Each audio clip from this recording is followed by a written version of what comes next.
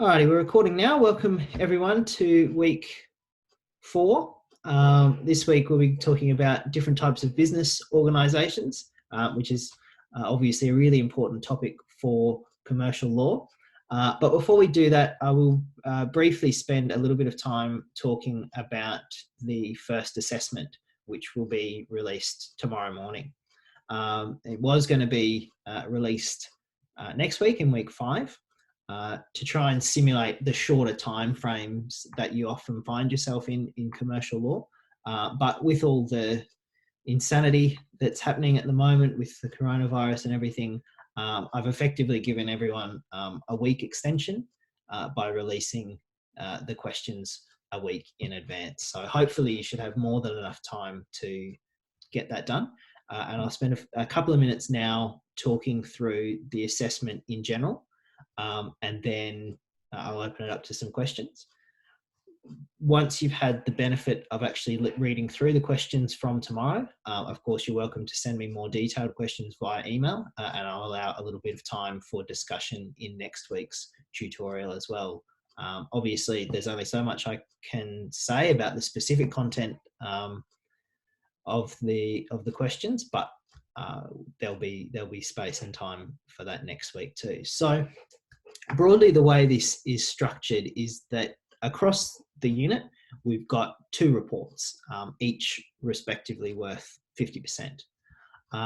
Each report individually has 2 problems, and so you need to prepare an answer to each of those 2 problems. So across the unit as a whole, you effectively answer 4 questions, each worth 25% or 25 marks.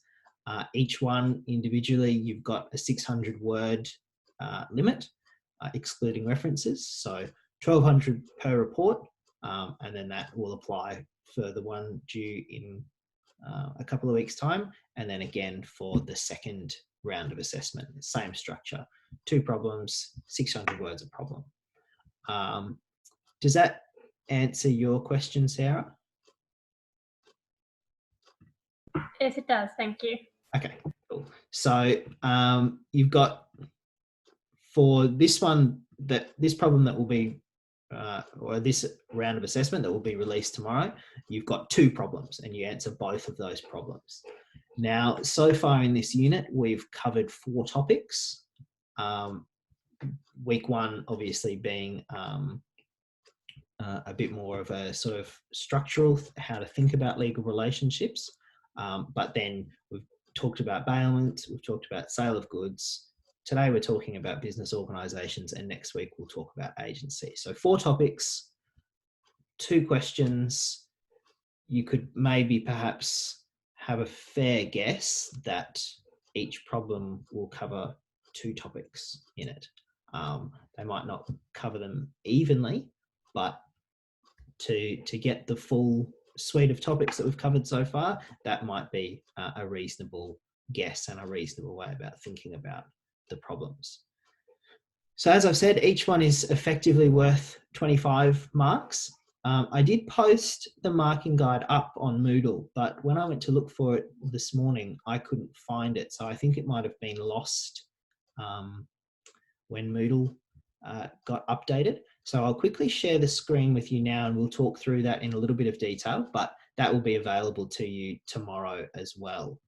Oh, I've got too many tabs open. Hopefully it's that one. Yep, there we are. Okay, so here's the marking guide, and you're broadly being assessed on 7 criteria that all touch on your understanding of commercial law, your ability to think critically about it, and your ability to communicate those critical thinking skills. What's perhaps more relevant to you is the rubric for the report. And as I said, this will be available with the actual questions tomorrow. But you get 7 marks for being able to demonstrate your knowledge and understanding, 10 marks for being able to apply that knowledge and understanding, 5 marks for having a clear structure and style and having correct referencing, and then 3 marks for the clarity of your written expression evidence that you've proofread and things like that. So clearly, the most important thing is to know the content and be able to apply that content in a critical and nuanced way, really being able to think through the implications and some of the nuances and things that are interesting that arise about the problems. So definitely it's important to make sure that you're across the content before you attempt these questions and that you give yourself enough time to maybe a couple of days even just to sort of sit and think about the questions and think about what laws might apply and how you're going to go about applying them and communicating that application. Then structure is really important, making sure you've got a nice clear structure and making sure that your writing's clear and that you've proofread and things like that is going to be really important as well. So that all adds up to 25. So each of the 2 problems is marked according to that criteria. So total of 50 marks up for grabs. And it is absolutely possible to get all 50. I know that some lecturers are sort of the view that, you know, there's no such thing as a perfect answer. It's impossible to get full marks. I'm not one of those people. I'm more than happy to award full marks for a piece of assessment, and I've done so before. So definitely incentive to put your best foot forward on that one. All right, I'll stop that share. So as I said, that criteria will be available with the problems tomorrow morning when I post that. So make sure once those do become available, make sure you read the question really carefully, apply the filler method that we've been talking about each week. And as I've said in that marking criteria, your critical analysis is really what's key here. So definitely making sure that the implications and the nuances are really clear in your discussion. The 2-week time frame that you've now got should be plenty. They're not especially onerous problems, and 600 words is quite manageable. But if you do have problems, especially with everything that coronavirus is throwing at us, please do get in touch. And the earlier, the better is really important there. Just a quick note on the word count as well. References are not included. It's important to be able to write succinctly as a lawyer. Your clients don't want to read through pages and pages and pages of advice. They would like you to get to the point as soon as possible without being too brief that they don't know what's going on. So being able to communicate clearly and succinctly is a really important skill. Having said that, I'm not going to be counting every word individually to make sure that you haven't gone over the 600 limit. There is a little bit of leeway, but in saying that, don't go overboard. If it's very obvious that you've gone very far over that 600 word limit, there will be penalties, but I'm not going to, I'm not in the business of counting every single word just to make sure that you're under. So don't go overboard, but a little bit over is going to be okay. Are there any questions about the assessment at this stage? Jacob, my question is about the week, I think it's week 6 tutorial where we discuss it. Is that accessible, or is that really just for our own learning?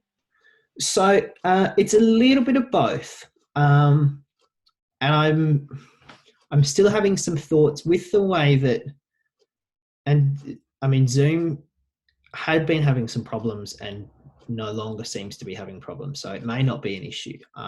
Last week, I was a little bit worried that we might have to come up with some alternate arrangement. But it's not formally accessible in that there's no marks specifically awarded it. There's no criteria and things like that.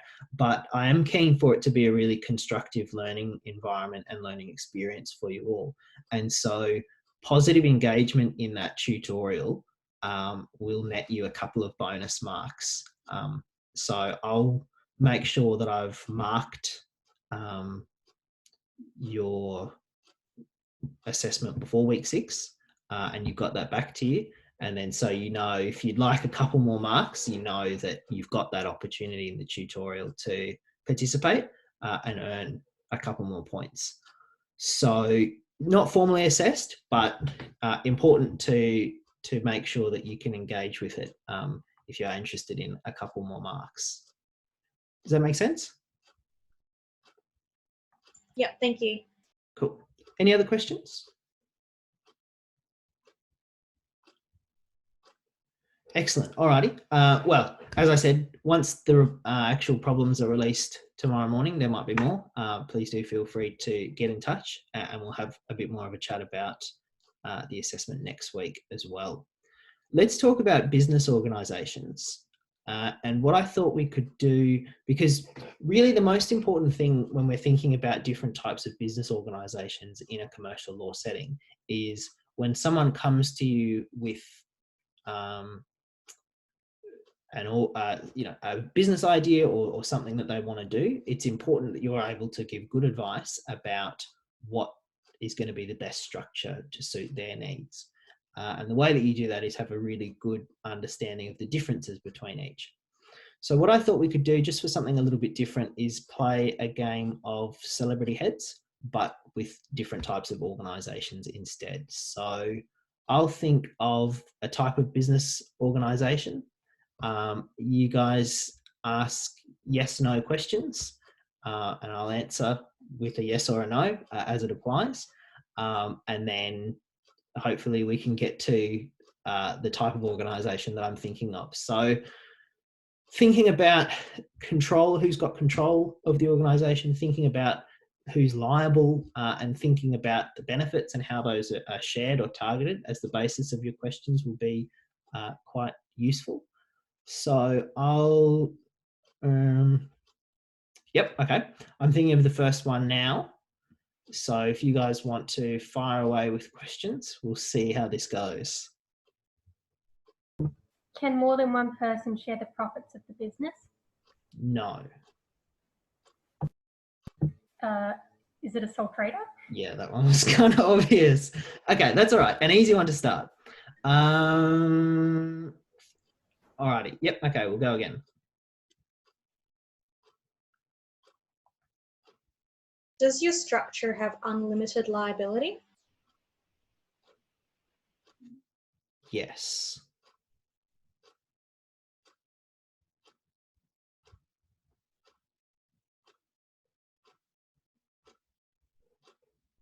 If you die, can the business continue? No. Are you a partnership? Yes. Nicely done. Alrighty. We'll try 2 more. Next one, go.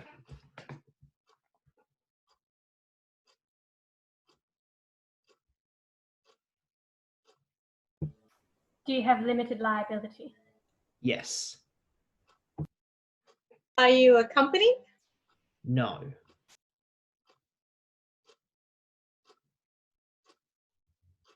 Does the business relationship give rise to fiduciary obligations?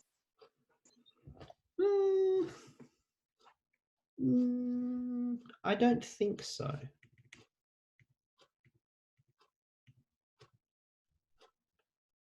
No. Are you a type of partnership?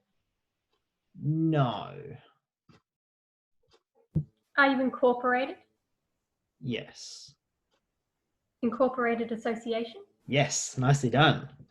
Alrighty, last one. I've saved the hardest for last, maybe. We'll see.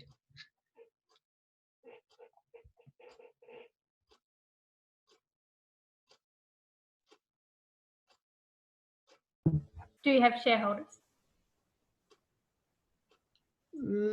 Maybe.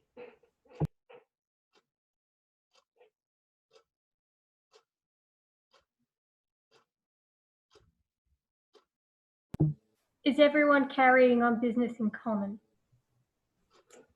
or for the same purpose? Yes. Are you a cooperative? No.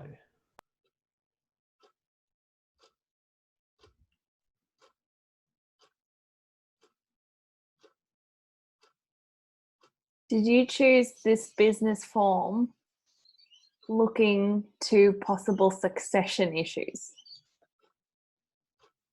No.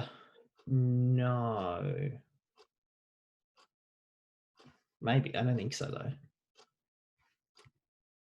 No. I'm going to say no. So you're not a trust. No.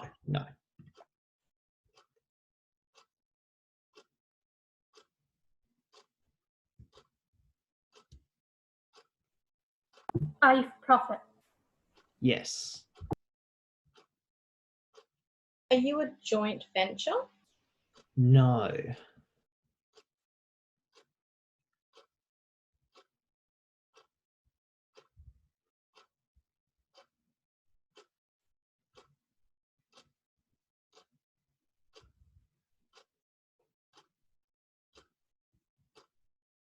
Is there limited liability for some people involved?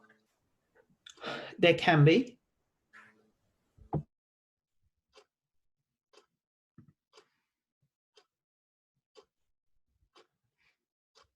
Are you a limited liability partnership? No.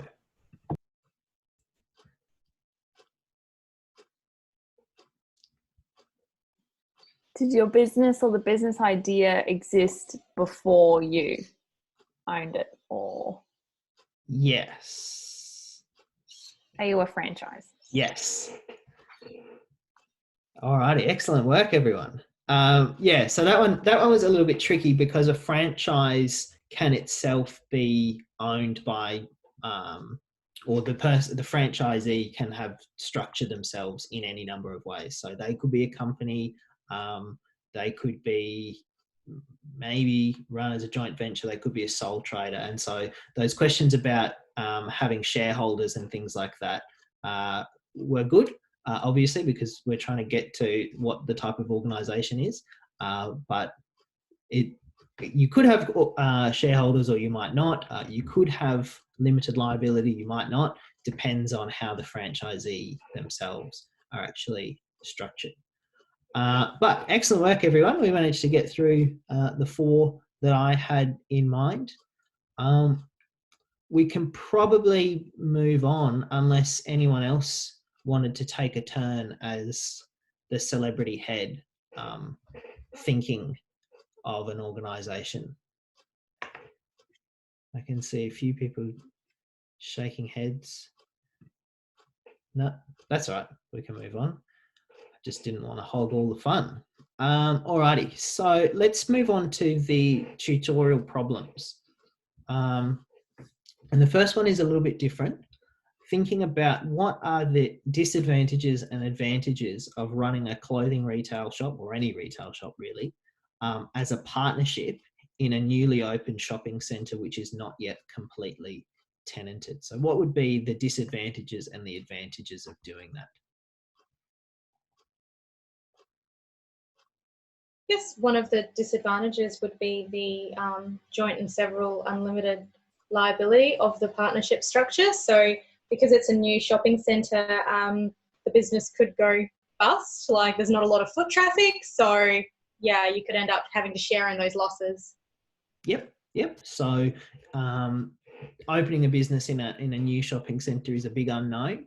And then having the unlimited liability of a partnership just adds even further risk to an already potentially risky situation. Yeah, absolutely.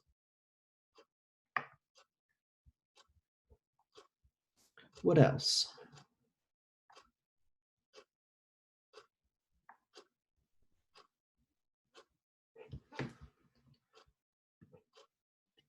I said that the disadvantage would be of the partnership would cease on death of a party. And so if someone were to die or to retire, it might make it difficult if you have, a premises with a lease commitment and stock and employees. What would happen to the business if the partnership had to dissolve? Yeah, so there's a lot riding on the partners staying alive. And so that, can be a very risky proposition at times. Yeah, absolutely. Yep. An advantage would probably be the fact that because a partnership has a minimum of 2 people, you have sort of a basis of two managers to share the burden of running the business, as opposed to doing it as a sole trader, where admittedly you can have employees to do other stuff, but they're not as materially invested as the owners in the business. Yeah, absolutely. So you've got at least two people who are really, really determined to succeed in this. And so, two heads are better than one sometimes. Absolutely. Another advantage is how quickly you can set up the partnership structure. It's not as onerous as, say, a company structure.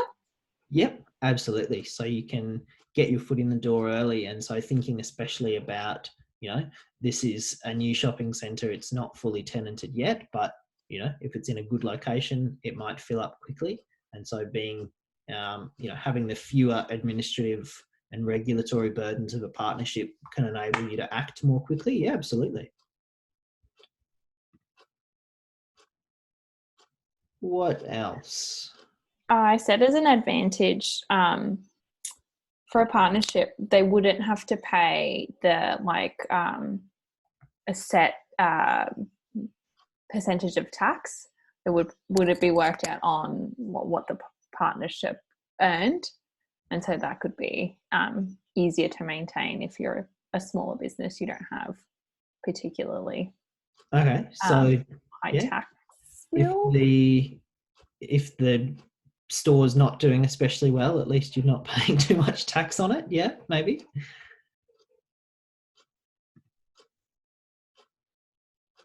Partners contribute equally to losses, so you have another person to help pay if there are any bills or fees or anything. Yeah, absolutely. So just like Sarah was saying, compared to a sole trader arrangement, having two partners or at least two partners helps with just the human power to get things running, but it also helps spread the financial load on setting the store up and getting it through those first year or two. Yeah, absolutely. Anything else that's sort of... Partnerships are less regulated, not subject to public regulators, less scrutiny. You wouldn't have to be concerned with any sort of corporate auditors or anything like that, trust account auditors. Yep. So it might be a bit easier in those first few months and years where everyone's finding their feet with the store. Just having a bit less paperwork to do would be really helpful as well. Yeah, absolutely. So there's sort of broadly in thinking about this question, it might be helpful as well to think about there's sort of two dimensions to this question. The first is why a partnership versus another entity. And we've covered some good examples comparing partnerships to corporations and also to sole traders. And then also thinking about the shopping centre being tenanted versus not completely tenanted yet. And in particular, we've identified some risks associated with the shopping centre being not quite fully tenanted yet. Are there any advantages to jumping into a not fully tenanted shopping centre yet? You could have a market monopoly if you were the only store that sells running shoes. All the whole market share would be yours. Everyone who wants to buy running shoes would have to buy them from you. Yep. Yeah, absolutely. So you'd have, at least in the early days, maybe competition would come along later, but certainly in the early days, at least you wouldn't have as much competition, and that could be really good for business. Yeah, absolutely. Anything else?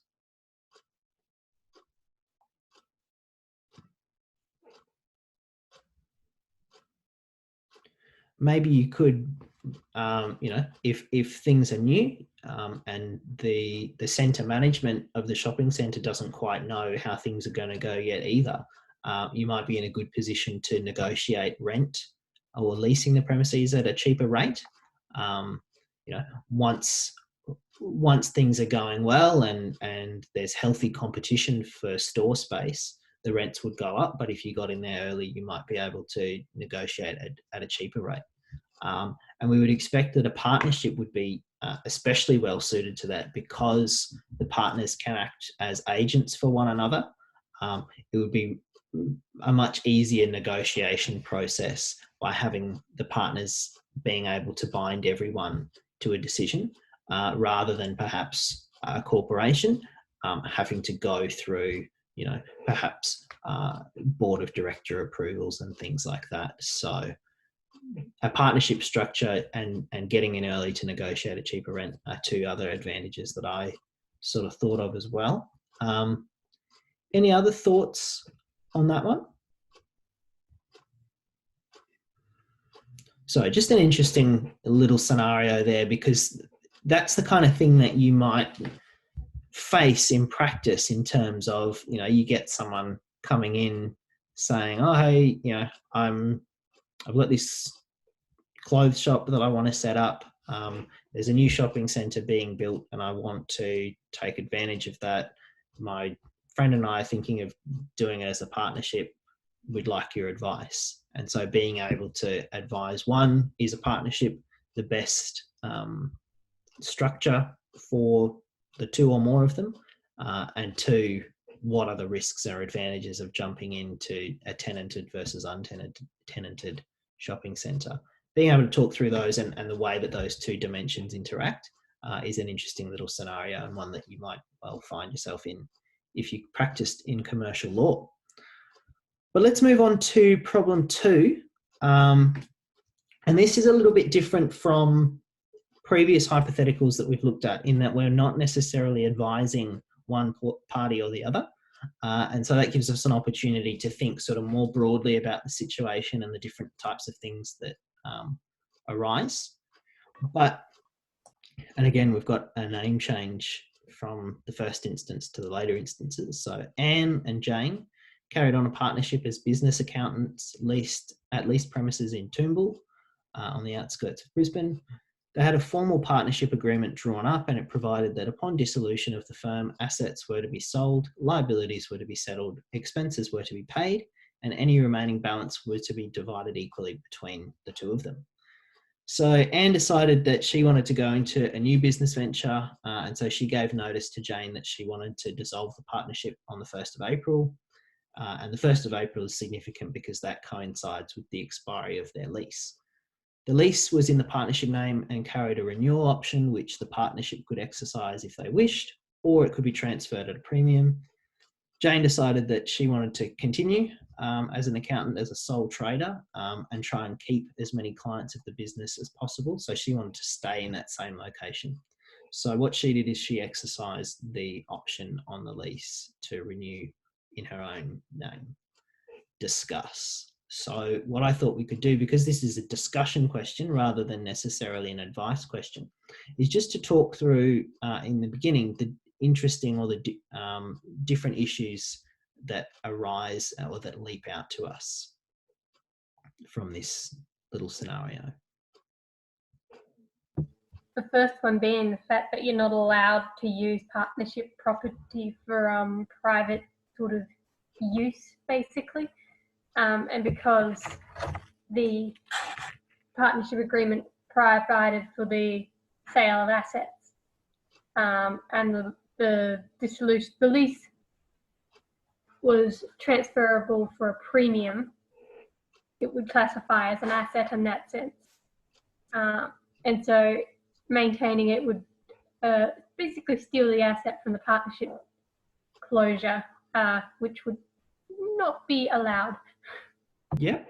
So we've got concerns around Jane using that option to renew. Yep.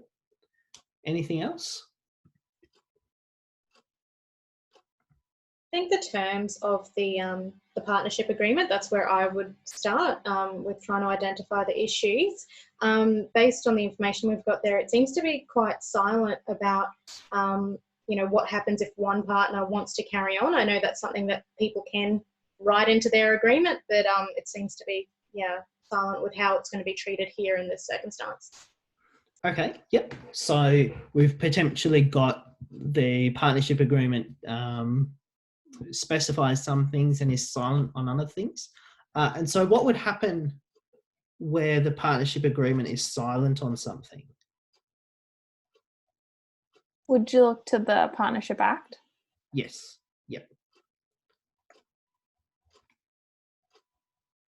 Absolutely. So we'd be looking to see whether the Partnership Act provides some for whatever. So in this instance, whether the partnership can continue despite one party wanting to dissolve it, and then we'd go from there. So we can talk about that. Yep. Anything else?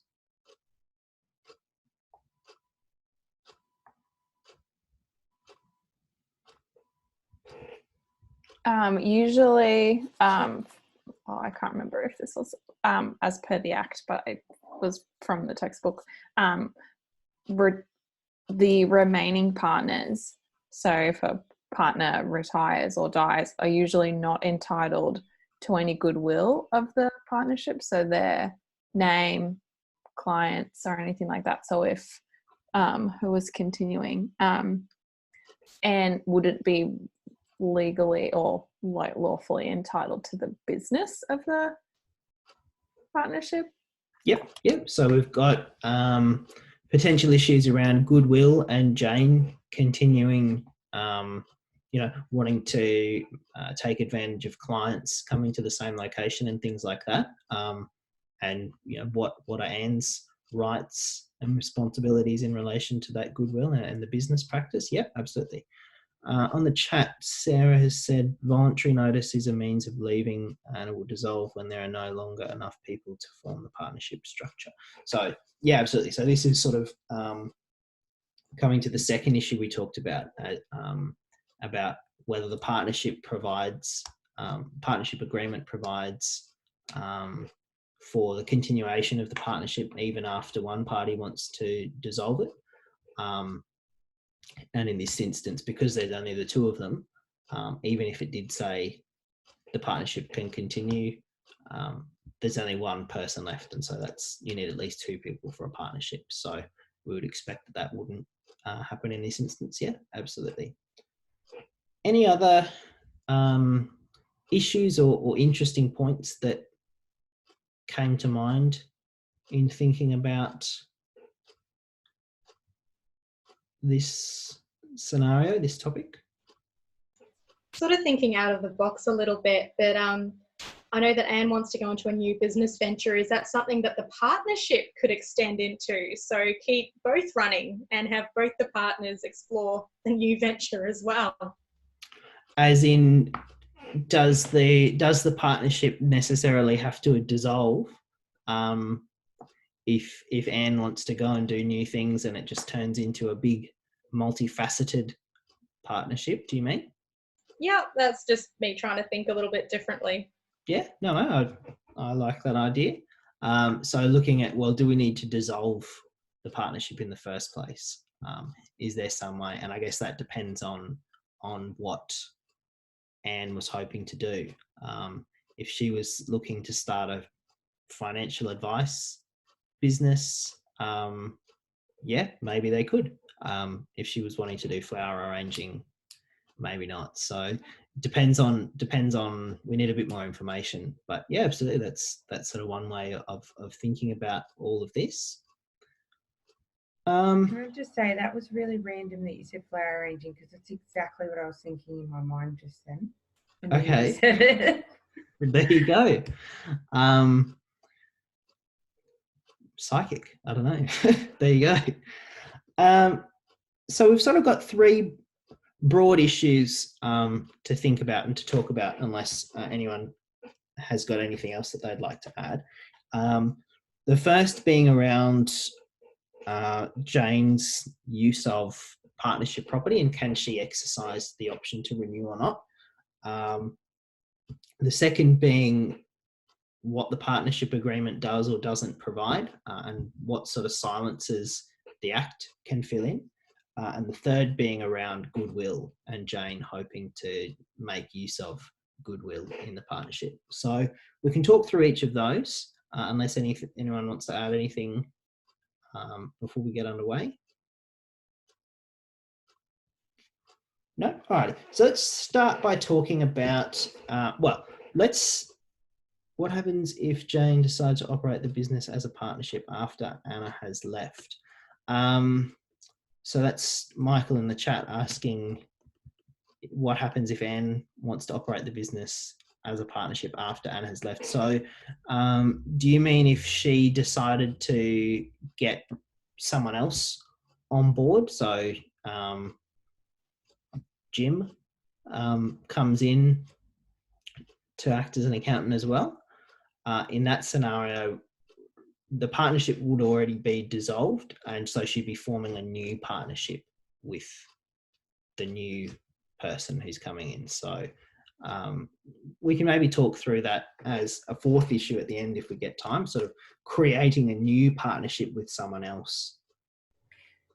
Would it work, if though the person came in before Anne left and kind of bought her share of the partnership?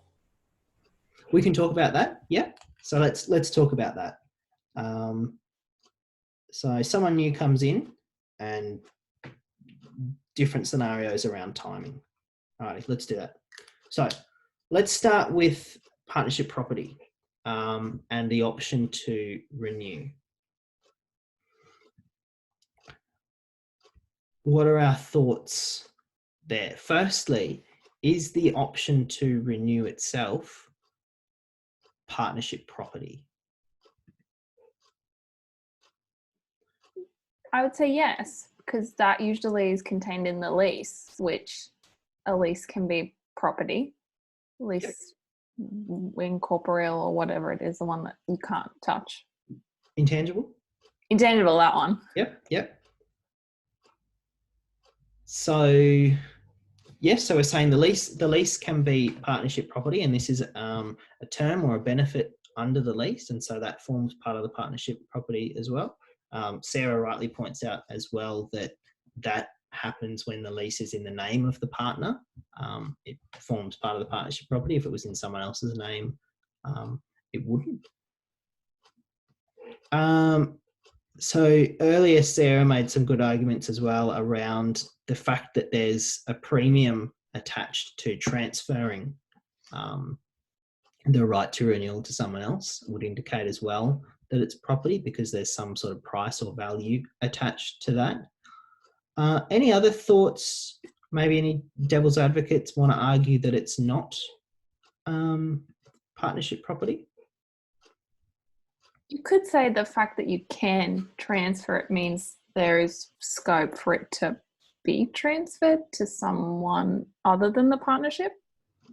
Yeah, so because the partnership can deal with the right in a different way, that would indicate that it's not essential to the partnership property itself. Maybe. The only way I could see you could argue it not being partnership property, because partnerships are a bit like sole traders, not necessarily their own entity to own things per se.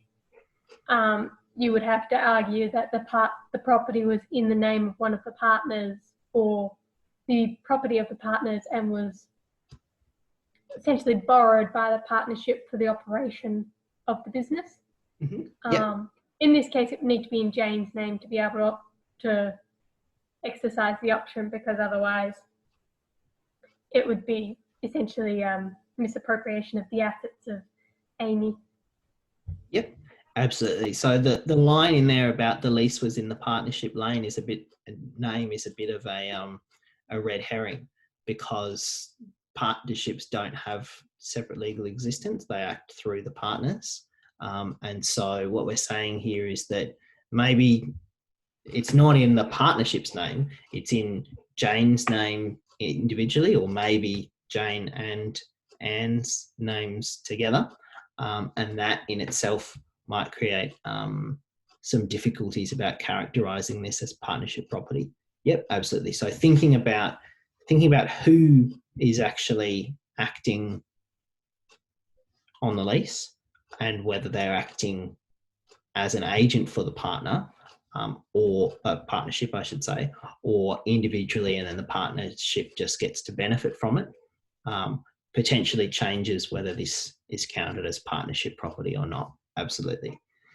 The other thing we might think about in terms of arguing that the fact that there's a transfer premium indicates that this is something of value and therefore an asset of the partnership, is to think about, well, maybe the transfer premium is just a pretty arbitrary figure designed to discourage people from actually transferring the right. And so it's, the premium is not actually a reflection of the true value of the right. It's almost sort of a punitive dollar amount to try and stop people from avoiding, or just try and stop people from transferring that right to someone else. That would be the argument. And so ultimately, it's one of those scenarios where we perhaps need a little bit more information. Perhaps it just comes down to how we argue things, comes down to the legal narratives that we shape around the facts, which we've been talking about. But I'm happy at this stage to run with the arguments that we've come up with to say that this is an asset of the partnership. What's the next step? Let's say that, yes, this option to renew is part of the partnership assets. What's the next thing we need to think about?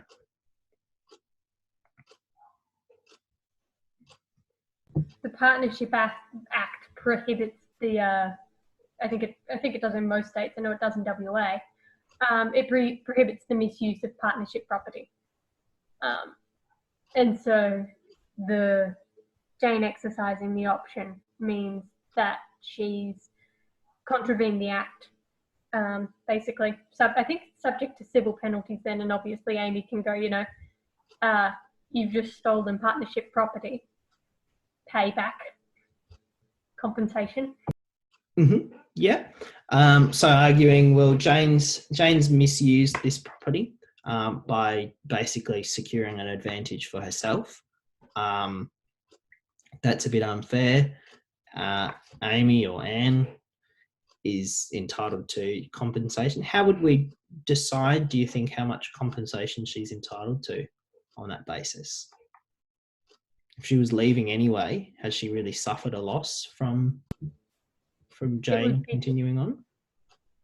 It would be related to the cost, the price expected to come from the dissolution of the lease or the transfer of the lease. Yep. The failure to renew, because that was any surplus to the coverage of liabilities and expenses is originally agreed to be split evenly. Mm-hmm. Yep. Excellent. Nicely done.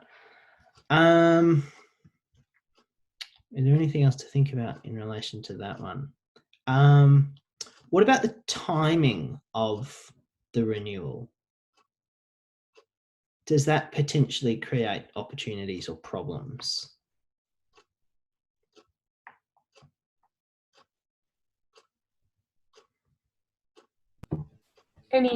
Sorry. No, you go.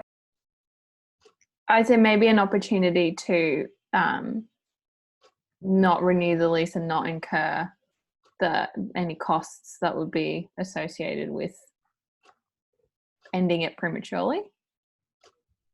Yep. So letting the lease just expire and the partnership dissolve, and then rather than transferring the option to renew, Jane is just setting up a new tenancy in the exact same spot. Yeah.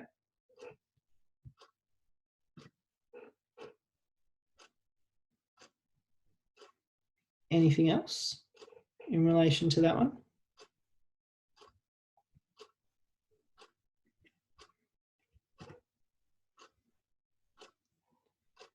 The sort of the difficulty that we're facing here, and we don't know the exact timing, but if Anne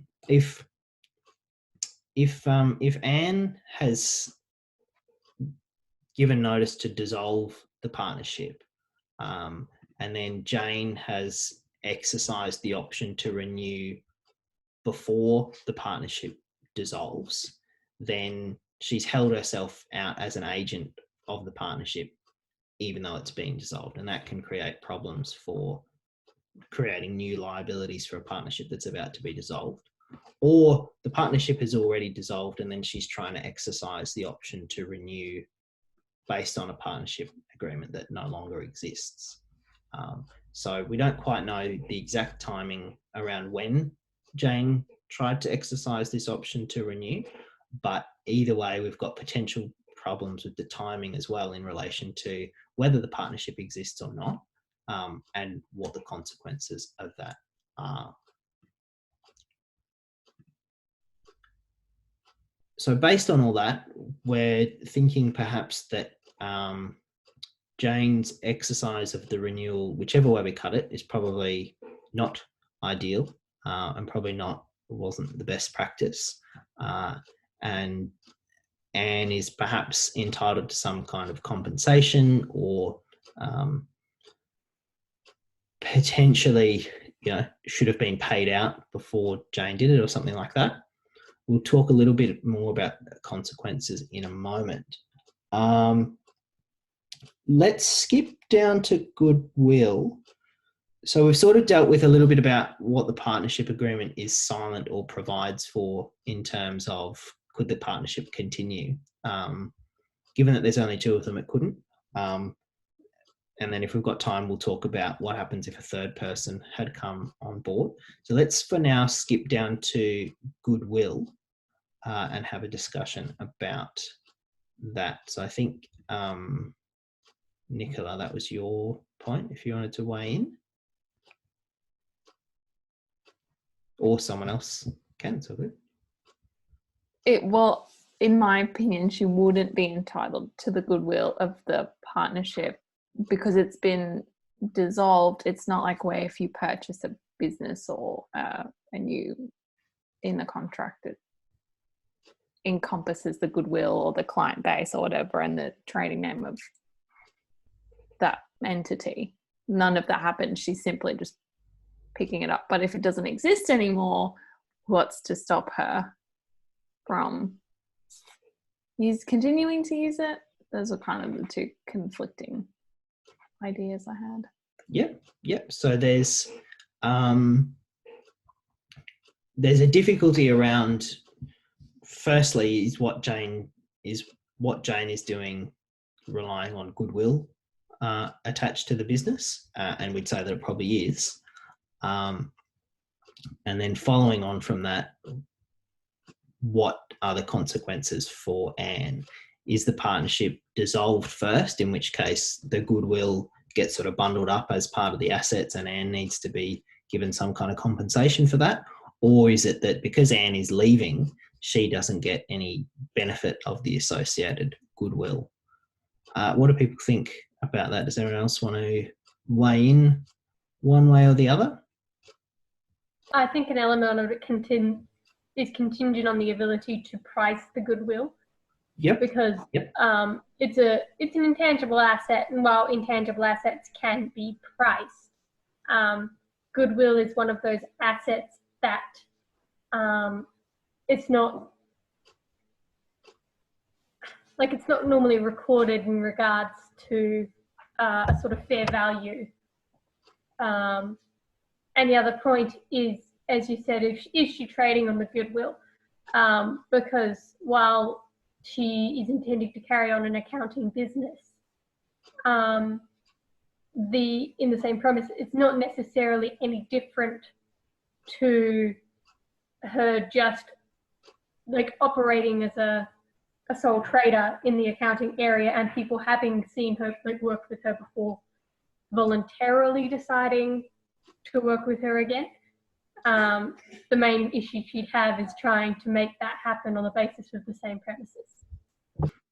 Yeah, absolutely. So some really good points there. And probably what we'd be interested in working through all that is, how many clients are we, well, firstly, how big is the business?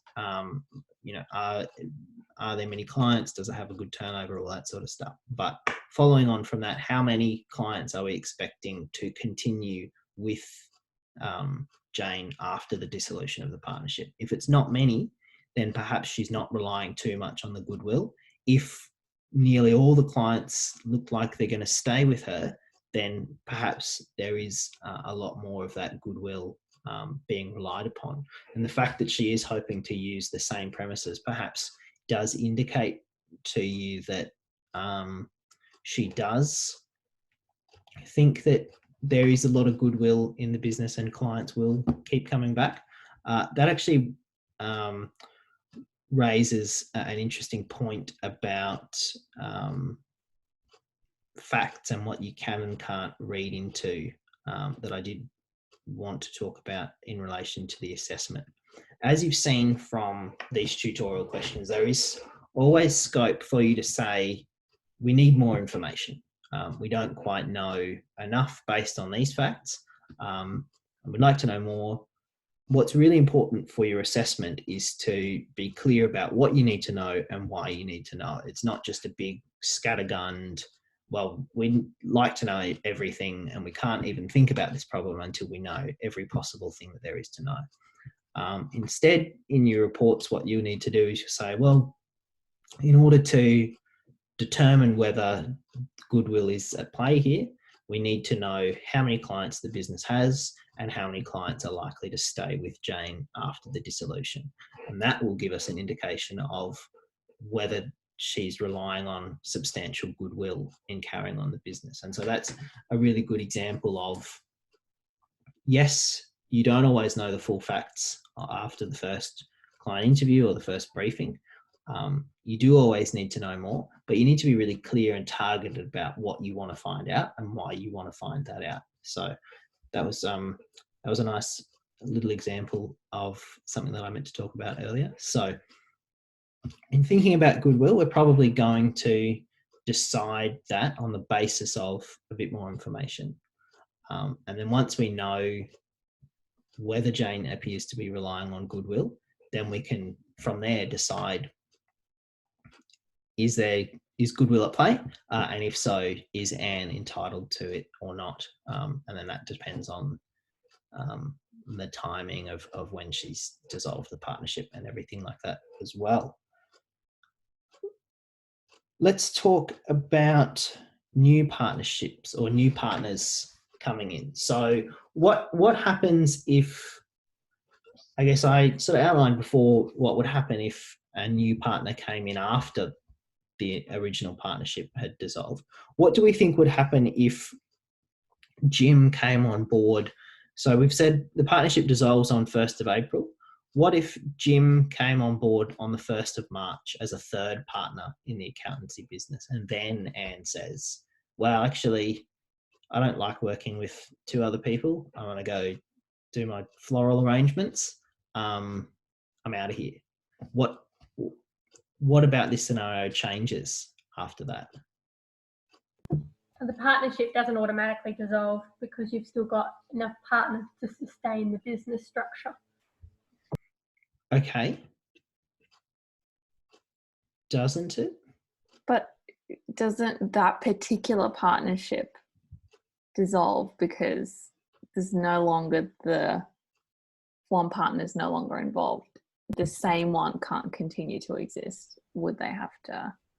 I think I could be wrong, but I have a funny feeling the partnership has provisions for voluntary, like retirement, essentially.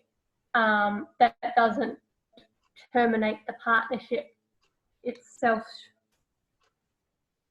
If the other part, like if I think it's more targeted at part, like say you've got a firm of about 20 people, and so one person retires, the partnership doesn't necessarily dissolve because they can add and remove partners over the lifetime of the firm. But in the question, and it says that she intends to dissolve the partnership, so she's not retiring. Unless I interpreted that too strictly. Well, yes, if she goes to dissolve the partnership, she actually needs the agreement of all, like if the partnership has more than two people, the agreement of all parties is needed to change basically anything in the partnership, was my understanding. So one party can't dissolve it without the agreement of the other two parties. It's a bit different when there's only two of them because the partnership structure can't exist without two people at least. That makes sense that they'll all have to agree, because essentially isn't that like that's the basis for the partnership, for a partnership structure. Anyone else want to jump in? So basically what we're thinking about here is, well, first, what does the partnership agreement say? Often what we find, especially with bigger partnerships, is that they'll provide a clause within the agreement to say that one partner can leave without the entire partnership dissolving. But if you have a look at section 35 1C of the Partnership Act, this is the Queensland Act, subject to any agreement between the partners, a partnership is dissolved if entered into for an undefined time, so an ongoing partnership. It'll be dissolved by any partner giving notice to the other or others of the partner's intention to dissolve the partnership. So you don't actually necessarily need the agreement of all partners to dissolve the partnership. Any one partner can do it unilaterally, unless there's a provision within the partnership agreement that would change that. And the sort of the basis for that is that one partner leaving does fundamentally change the dynamic of the partnership arrangement, because partners are joint and severally liable, because partners can bind one another as agents for each other and things like that. Any change to the partnership structure is quite fragile and is taken really seriously. And so there's sort of, and it's the same thing with if a partner dies, the partnership is automatically dissolved unless the partnership agreement provides something else. It's because if you change anything to do with that real fragile relationship between the partners, they would rather reset everything, and then if the other partners want to build things up again, they can that way. So that's the starting point from where we're at, is that, and well, starting point is, what does the partnership agreement say? In this case, we don't know. So perhaps we're just assuming that it's silent, and in which case the Partnership Act applies. And in this scenario, Anne saying, I'm out, would dissolve the partnership, even though Jane and Jim are interested in hanging around. So the partnership would be dissolved. The assets get split amongst the three of them.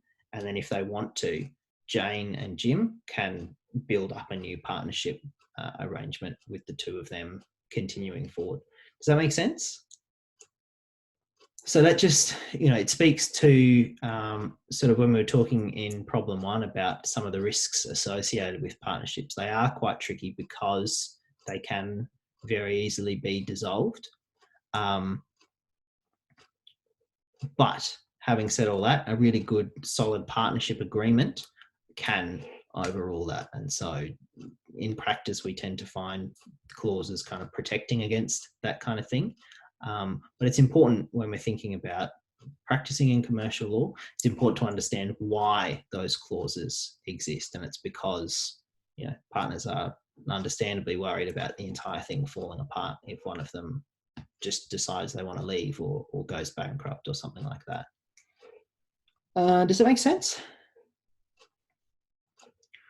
Well, that brings us to 7 o'clock. So thank you all for coming along and paying attention. We had to lose a couple of people throughout, but that's all right. Any last questions or concerns? And so if, let's say, we were asked to advise on that question, is that how you would structure it? You would mention that attention would needed to be given to the terms of the partnership agreement, if there is one. I think we know that there is one. And then if there's no mention, the Act applies, and then this is what it says. Yeah, absolutely. So tomorrow morning I'll post up a sort of example answer to that question. But I think what I've said is the following discussion assumes that the partnership agreement between Anne and Jane does not vary or exclude any terms outlined in the Partnership Act. And in that way, you've sort of covered yourself with acknowledging that the partnership agreement might change things, but there's no reason on the facts to expect that it has. Alrighty, well, we might leave it there. As I said, your assessment goes up tomorrow morning, so keep an eye out for that one. Let me know if you've got any questions or concerns, and we'll be back next week to talk about agency. So see you all then. Thank you very much. Yay.